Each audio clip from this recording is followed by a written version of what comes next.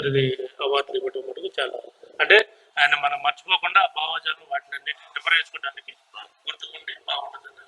ఇక్కడ గద్దర్ వ్యవహారం కాసేపు పక్కన పెట్టి ఈ 50 రోజులలో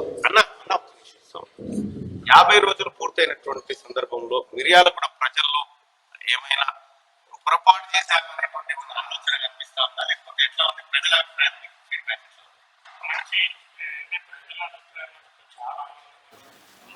అన్న ఒక నిమిషం వాయిస్ స్ట్రక్ అవుతుంది.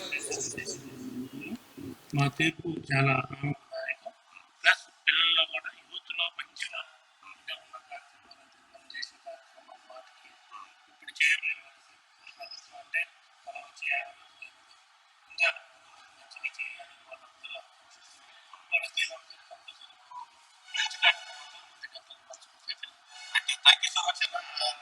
వాళ్ళందరూ చెప్పకూడదు కానీ ఎందుకంటే ఆయన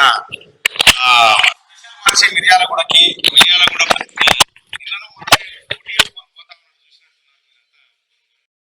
చూపించినట్టున్నాం. ఆ స్కూటీ వేసుకొని ఒక్కడే పోతా ఉన్నాడు, వెనకాల గన్మెన్ లేరు, ఎవరు లేరు, పోయి అట్లా పోతా ఉన్నాడు. ఒక సాధారణ పౌరుడు తిరిగినట్టుగా తిరుగుతూ ఉంటాడు. ఇది కాంగ్రెస్ ఎమ్మెల్యేలకు ఉన్నటువంటి గొప్పతనం ఇది. సో అదే కాదు, జడ్చర్ల ఎమ్మెల్యే అనిరుద్ రెడ్డి నాకు ఈ సెక్యూరిటీ అవసరం లేదా, ప్రజలు కలవలేకపోతా ఉన్నారు అనేటువంటి మాట ఆయన చెప్తా ఉంటే, ఇక్కడ మునుగోడు ఎమ్మెల్యే రాజగోపాల్ రెడ్డి ఒక్క బెల్ట్ షాప్లే ఉండకూడదు నా తానా అని చెప్పి చాలా సంచలనమైన నిర్ణయాలు తీసుకుంటా ఉన్నారు. కాంగ్రెస్ పార్టీ కార్యకర్తలు 10 ఏళ్ల పాటు కష్టపడ్డారు, వాళ్ళని ఆదుకునే బాధ్యత మా మీద ఉంది.